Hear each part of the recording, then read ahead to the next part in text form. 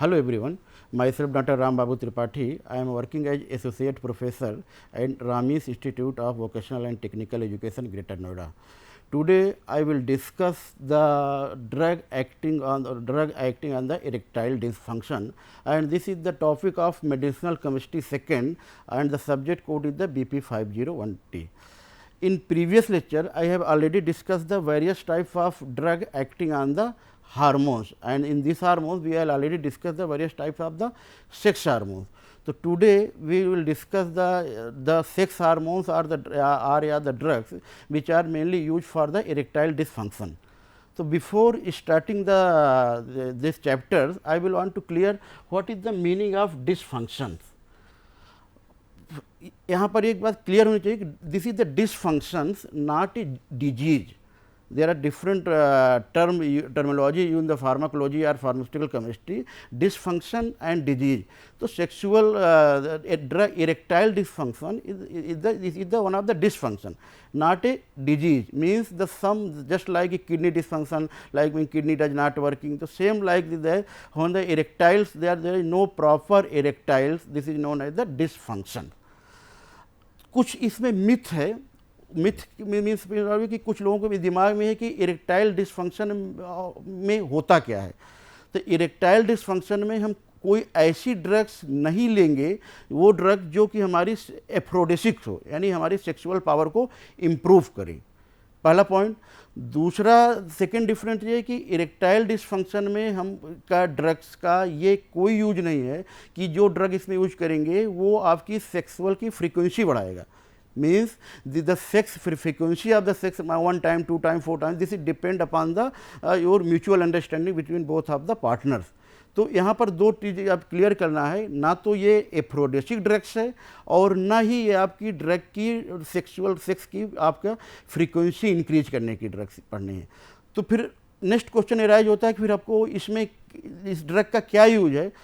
तो erectile dysfunction में दो वर्ड यूज होंगे. एक तो होगा आपका इरेक्शन एंड सेकेंड वन होगा आपका इजैकुलेशन.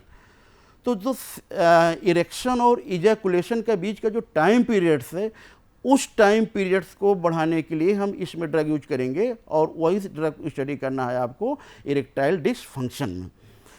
नेक्स्ट वन है मीन्स अब इस लेक्चर के बाद you must be clear what is the erectile dysfunction, different causes of erectile dysfunction, how does N erections occurs, यानी आपका पेनाइल में इरेक्शन कैसे होता है, उसका क्या फार्माकोलॉजी है वो, और वो जो ड्रग्स आप यूज कर रहे हैं इरेक्टाइल डिसफंक्शन में, उस ड्रग्स की केमिस्ट्री या उसका mechanism of action as well as the structural activity relationship and their adverse effect. Okay. Erectile dysfunction means is the inability to maintain the penile erection for a successful performance of the sexual activity. Means erectile dysfunction sometimes also known as the impotence. यानी आप जो sexual performance के लिए जो एक proper time होना चाहिए आपका पेनाइल इरेक्शन में, वो जो प्रॉपर टाइम को जब डिक्रीज हो जाता है तब हम उसको कहते हैं this is the sexual dysfunction. जो इसमें मेनली ड्रग्स यूज हो रहे हैं सेक्सुअल डिसफंक्शन में, वो हो जाए आपका सिल्डेनाफिल एंड टेडनाफिल. इस ड्रग के बारे में डिटेल अभी आपको नेक्स्ट स्लाइड में डिस्कस करेंगे. What is the cause of sexual erectile dysfunction. Different cause है. Actually erectile dysfunction is the coordination of the various organism, various organ system. Means आपका इरेक्टाइल डिसफंक्शंस में नर्वस सिस्टम इन्वॉल्व है, आपका hormonal system involve है. तो दोनों organ system के coordination में जब कोई डिफेक्ट आते हैं तब आपका इरेक्टाइल डिसफंक्शन उसको डिफेक्ट आ जाता है. इसके सबसे जो मेन कॉज है, this is the one of the cause is the anxiety. यानी अगर आप टेंशन्स में रहेंगे, आपको किसी दूसरे रीजन से टेंशन एंजाइटी है, उस कंडीशन में भी आपका जो सेक्सुअल परफॉर्मेंस का जो टाइम पीरियड है, फ्रीक्वेंसी है, वो डिक्रीज हो जाएगी. तो this is one of the most reason of the erectile dysfunction. Depressions, if anyone have the depression, any one of the depression, any of one of the regions, तो किसी भी कारण से अगर कोई ह्यूमन बींग्स या कोई पेशेंट आप अगर डिप्रेशन स्टेट में हैं तो उस कंडीशन में भी आपका जो प्रॉपर सेक्सुअल परफॉर्मेंस है वो भी आपकी डिक्रीज हो जाती है। Stress, the fourth one is the excessive alcohol consumption. अगर आप एक जो एल्कोहल का कंजम्पशन जो है लार्ज अमाउंट में करते हैं तो उस कंडीशन में भी आपका एक कॉज है इरेक्टाइल डिसफंक्शंस का। This is the different cause. Other one is the diabetic person. अगर किसी पेशेंट्स को अगर कोई ह्यूमन बीइंग डायबिटिक्स है और ये डायबिटिक प्रोलॉन्ग पीरियड से चलती आ रही है तो इस डायबिटीज़ की वजह से भी धीरे धीरे उसके सेक्सुअल परफॉर्मेंस में डिक्रीज या कमी आना शुरू हो जाती है। तो वो भी एक रीज़न है आपका सेक्सुअल इरेक्टाइल डिसफंक्शंस का या सेक्सुअल परफॉर्मेंस के डिक्रीज होने का। Sometime there are certain nerves in spinal cord. अगर आप कुछ नर्व्स होती हैं, अगर वो स्पाइनल कार्ड्स की अगर उस नर्व आप या तो डैमेज हो जाती है या तो अगर उसमें सर्जरी हो जाती है तो उसके वजह से भी कुछ भी कभी जो है वो आपके इरेक्टाइल डिसफंक्शन के परफॉर्मेंस में इफेक्ट पड़ता है। तो there are different causes of erectile dysfunctions. ठीक है, means erection required coordination of interaction of multiple organ system. Means erections के लिए डिफरेंट ऑर्गन का कोऑर्डिनेशन रिक्वायर्स है। इनमें फिजियोलॉजिकल भी है, एंडोक्राइन सिस्टम भी है और न्यूरोलॉजिकल सिस्टम भी है। यानी इन तीनों ऑर्गन सिस्टम के कोऑर्डिनेशन से भी आपका जो है सेक्सुअल इरेक्टाइल का इरेक्शंस होंगे। नेक्स्ट क्वेश्चन है how the erection occurs in peniles. यानी आपके पेनाइल्स में या पेनिस में इरेक्शंस की क्या फिजियोलॉजी है। नाम से क्लियर है ये मेल डिसऑर्डर से, मेल यानी पेनाइल इरेक्शंस है। तो जब मेल डिसफंक्शन है तो आपके दिमाग में सबसे पहले ही जाता होगा कि ये this is the penile erection dysfunction occur due to the hormones of testosterones hormone. तो testosterones is the male sex hormones है, ये तो रिस्पॉन्सिबल है ही। इसके अलावा इसकी जो फिजियोलॉजी है उस फिजियोलॉजी में इसमें दो सिस्टम इन्वॉल्व होते हैं, central nervous system and the peripheral nervous system. दोनों नर्वस सिस्टम के कोऑर्डिनेशन से आपका जो पेनाइल इरेक्शंस होता है। फिजियोलॉजी क्या होती है इसके, either due to sexual behaviour या libido. Libido means the libido is the term to sexual desires. Libido एक फार्माकोलॉजिकल टर्म है। Libido means the sexual desired, क्या उसकी क्या सेक्सुअल डिजायर्ड है। तो लिबिडो के टाइम पर या सेक्सुअल बिहेवियर के टाइम पे हमारे सेंट्रल नर्वस सिस्टम से हार्मोन्स रिलीज होंगे। This hormones is known as the testosterones. क्या है केमिस्ट्री टेस्टोस्टेरोन्स की, ये हम लोग ऑलरेडी प्रीवियस लेक्चर में पढ़ चुके हैं कि क्या क्या टेस्टोस्टेरोन्स का क्या फंक्शन है, क्या स्ट्रक्चर है। तो इस लेक्चर में उसको डिटेल्स नहीं पढ़ने हैं। इसके बाद क्या होगा, ये टेस्टोस्टेरोन्स आर कम जब आपका पेरिफेरल नर्वस सिस्टम में आएगा तो पेरिफेरल नर्वस सिस्टम्स में क्या होगा, कुछ हमारे केमिकल्स रिलीज होंगे और कुछ हमारे जो है एक एंजाइम रिस्पॉन्सिबल होगा जो एंजाइम्स आपके उस केमिकल्स के एक्टिविटी को कंट्रोल करेगा। ठीक है, तो उस अभी वो डिस्कस करेंगे कौन सा एंजाइम्स है और कौन सा आपका वो ड्रग्स है और वो कौन सी ड्रग उस एंजाइम पे ऐड करेंगी, ये आपको नेक्स्ट स्लाइड में डिस्कस करने हैं। What is the physiology of the penile erections. हम ये देख रहे थे कि पेनाइल्स में आपके इरेक्शंस होता कैसे है। Actually there are the two system, one is the parasympathetic nervous system and another is the sympathetic nervous system. जो आपका पैरासिम्पैथेटिक नर्वस सिस्टम्स है ये आपका पेनाइल्स के इरेक्शन के लिए रिस्पॉन्सिबल है, और जो आपका सिंपैथेटिक नर्वस सिस्टम्स है, sympathetic nervous systems are involve for the ejaculation. Clear है, यानी दो नर्वस सिस्टम आपके कंट्रोल करेंगे आपके पेनाइल इरेक्शंस को। First is the parasympathetic nervous system और सेकेंड वन इज द आपका सिंपैथेटिक नर्वस सिस्टम। जो आपका पैरासिम्पैथेटिक नर्वस सिस्टम है, पैरासिम्पैथेटिक नर्वस सिस्टम में आपकी ब्लड वेसल्स जो हैं वो डायलेट्स होंगी। क्या फिजियोलॉजी वो आप डिस्कस करेंगे, पैरासिम्पैथेटिक नर्वस सिस्टम में ब्लड वेसल्स आपकी डायलेट होंगी। तो जब ब्लड वेसल्स डायलेट होने की वजह से ब्लड की सप्लाई या accumulation of blood in penis ये इंक्रीज, यानी जो आपका पेनिस में या पेनिस में जो ब्लड की सप्लाई है या उसका जो ब्लड का एक्यूमुलेशन है वो आपका इंक्रीज हो जाएगा, वो बढ़ जाएगा। तो होता क्या है actually, what happen during the need of sexual arousals या libido, one chemical is released and this chemical is known as the nitric oxide. Sometimes this is nitric oxide, also known as the ANA-ANC. What is the meaning of ANA and ANC? ANA means non-adrenergics and ANC means non-cholinergics. Means the nitric oxide is the non-adrenergic and non-cholinergic. But this nitric oxide released by the cholinergic nervous system. यहाँ पर एक point clear है, ये nitric oxides को हम बोलते ज़रूर हैं non adrenergic and non cholinergic, but ये जो रिलीज होता है ये रिलीज होगा आपका कोलिनर्जिक नर्वस सिस्टम से।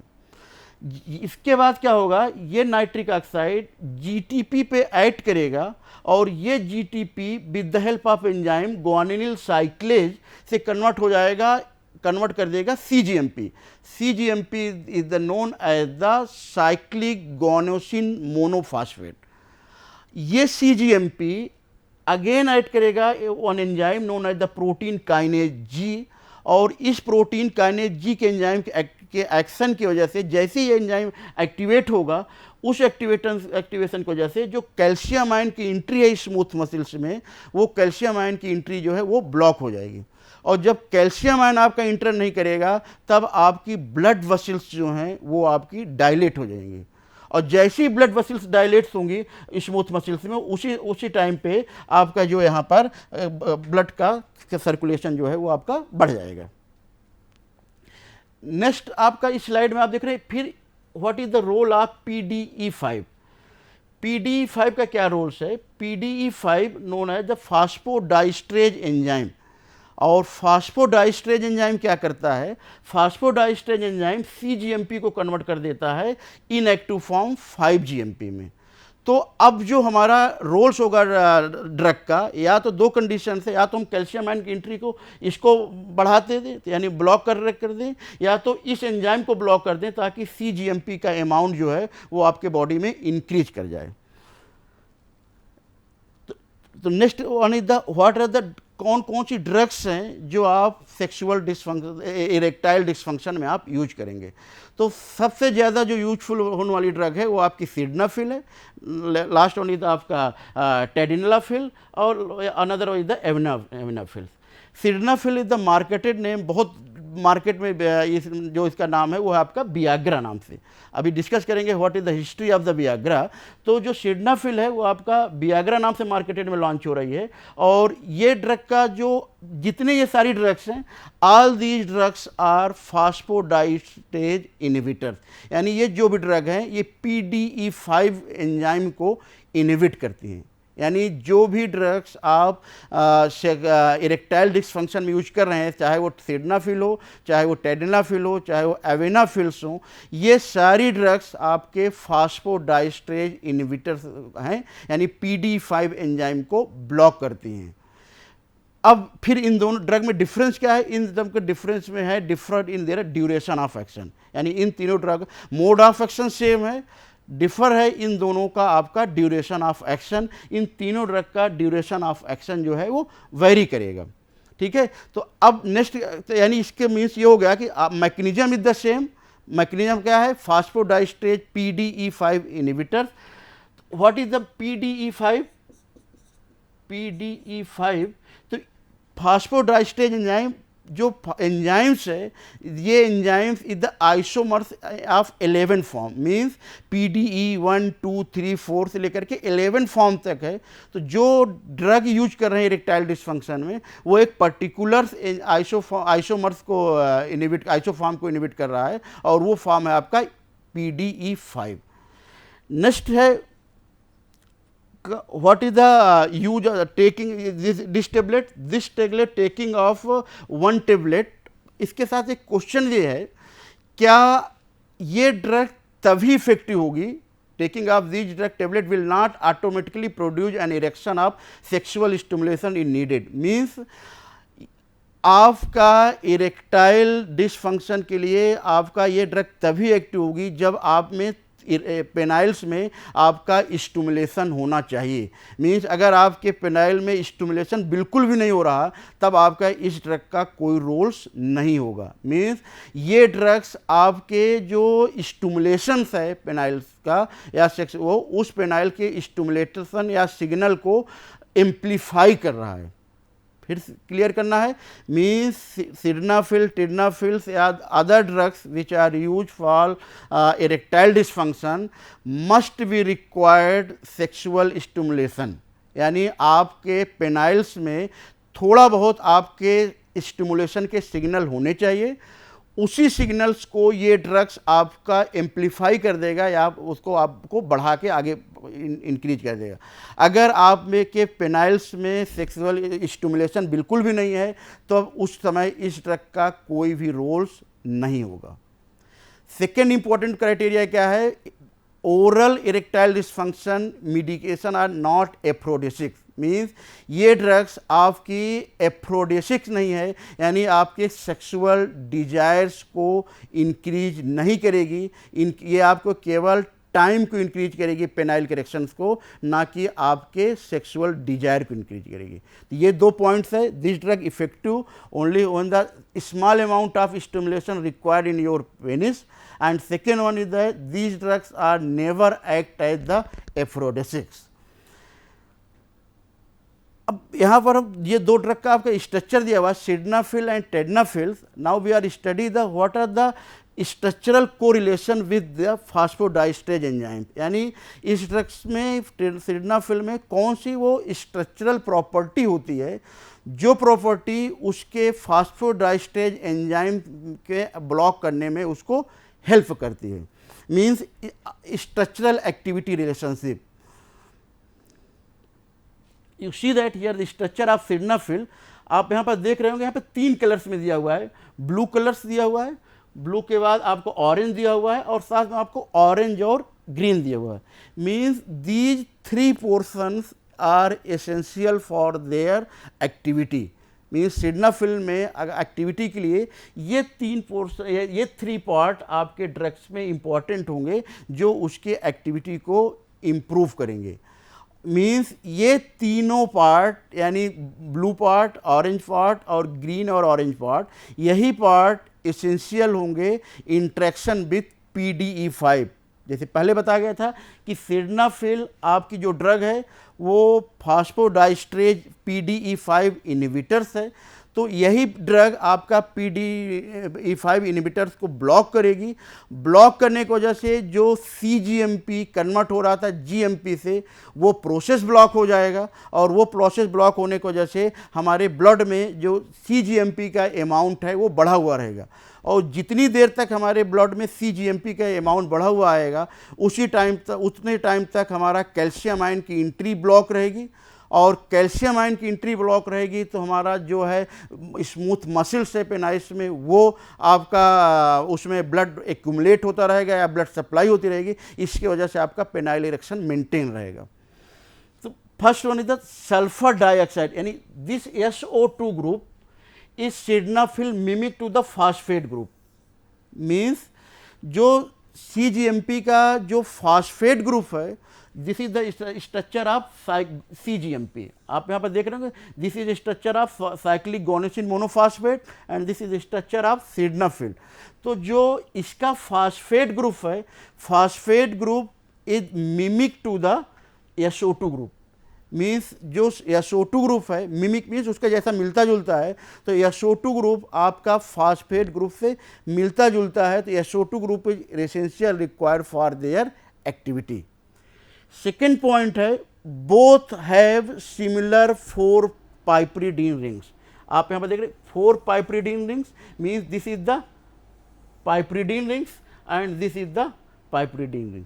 तो piperidine rings are essential for their activity. Piperidine rings क्या करती है, जो आपका PDE5 एंजाइम्स है उस PG एंजाइम 5 से इंटरैक्ट करती है। एंड लास्ट वन आप देख रहे होंगे the pyrazoloimidazoline rings. This is the ring is the known है पायराजोलोपाइरिमिडीन रिंग्स, यानी ये orange and green. This ring is essential for their biological activity. What there is history behind the discovery of Viagra. Actually Viagra या सिडनाफिल्स के में एक history ये है कि एक्चुअली Viagra या Viagra is the marketed name and the drug is the Sildenafil. Sildenafil drugs actually designed for the hypertension.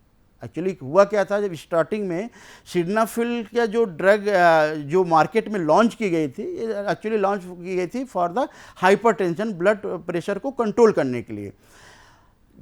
After that it was found that these drug also effective in the penile erection. तो बाद में क्या देखा गया कि इस drug की वजह से आपके पेनाइल्स में जो है वो इरेक्शन स्टार्ट हो जा रहे थे. इरेक्शन यानी इरेक्शन क्यों स्टार्ट हो रहे थे, क्योंकि आपकी ब्लड की सप्लाई बढ़ जा रही थी. यानी ड्रग सिडनाफिल जो फाइजर कंपनी ने स्टार्टिंग में लॉन्च किया था, is launch for the to treatment of hypertension. After that due to the find of this side effect, these drugs are formulated as a erectile to control the erectile dysfunction. यानी drug discovery या drug design किसी और disease के लिए की गई थी, last में जो इसका यूज होने लगा वो यूज होने लगा आपका इरेक्टाइल डिसफंक्शन में, क्योंकि इसका ये ड्रग आपका PDE5 एंजाइम को इनहिबिट करने लगी थी. Second question, what is the future indication of PDE5 inhibitors. क्या जो फास्फोडाइस्टेज इनहिबिटर्स है उनका क्या सिर्फ इरेक्टाइल डिसफंक्शन में है या कुछ अदर रोल भी है.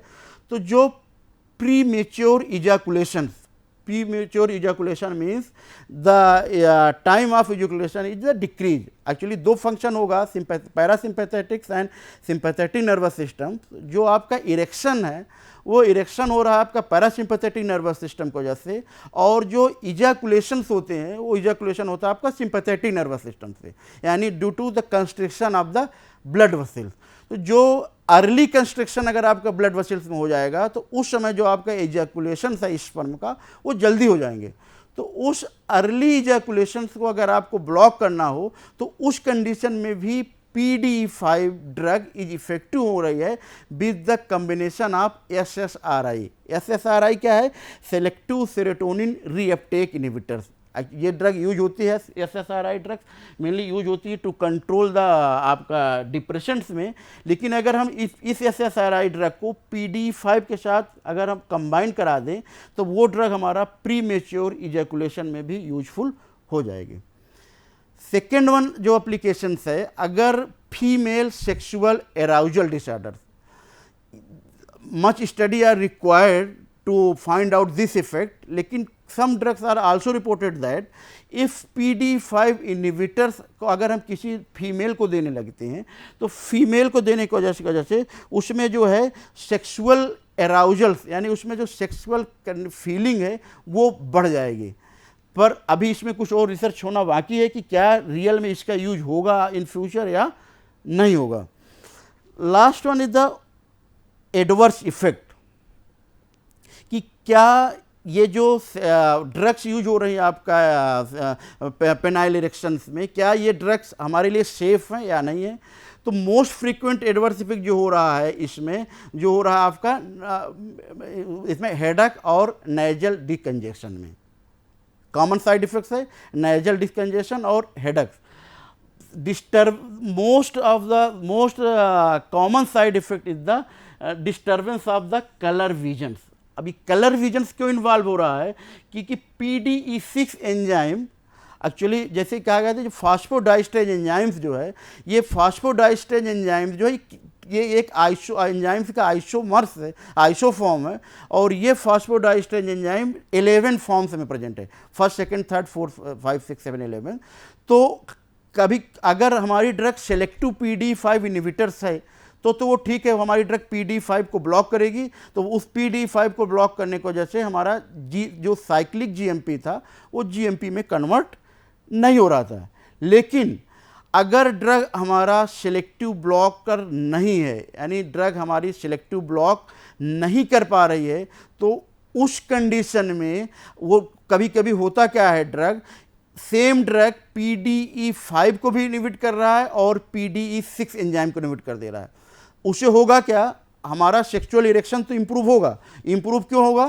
क्योंकि इसलिए इम्प्रूव होगा क्योंकि PDE5 एंजाइम रिस्पॉन्सिबल है for the conversion of CGMP to GMP। CGMP the active form and GMP the inactive form. This CGMP is act on the protein kinase G, and this protein kinase G are suppress the calcium channel work. But sometimes क्या होता है कि ये PDE5 के साथ PDE6 पे भी add कर जाता है। PDE6 mainly enzyme found in the skeletal retina, आपके जो आई रेटिना है वहाँ पर भी प्रेजेंट है। तो जो रेटिना में वजह से प्रेजेंट होने की वजह से, और ये एंजाइम हेल्प करता है for the differentiation of the colours में। तो उसकी वजह से होगा क्या कि जो colour disturbance of colour visions हो जाएंगे। यानी अगर आप कंटिन्यूस आप ड्रग यूज कर रहे हो PDE5 इनहिबिटर, तो अगर वो ड्रग आपकी PDE6 को भी अगर इनहिबिट कर दे रही है तो उसके वजह से आपका जो कलर का डिस्ट्रीब्यूशन ऑफ कलर विजन वो एक नई आपका उसका एडवर्स इफेक्ट आएगा। सेकेंड वंस क्या है, tadalafil has been associate with the, ये मार्केट से विड्रॉ की गई क्योंकि ये इनहिबिट कर रहा था PDE11। आपके पास आपने अब PDE5 पढ़ लिया, PDE आपने 6 पढ़ लिया, last one is the PDE11। PDE11 enzyme present in the skeletal muscle. तो जब आप इस पे करते हैं तब आपका स्केलेटल मसल्स भी, तो ये आपके साइड इफेक्ट हैं। Thank you.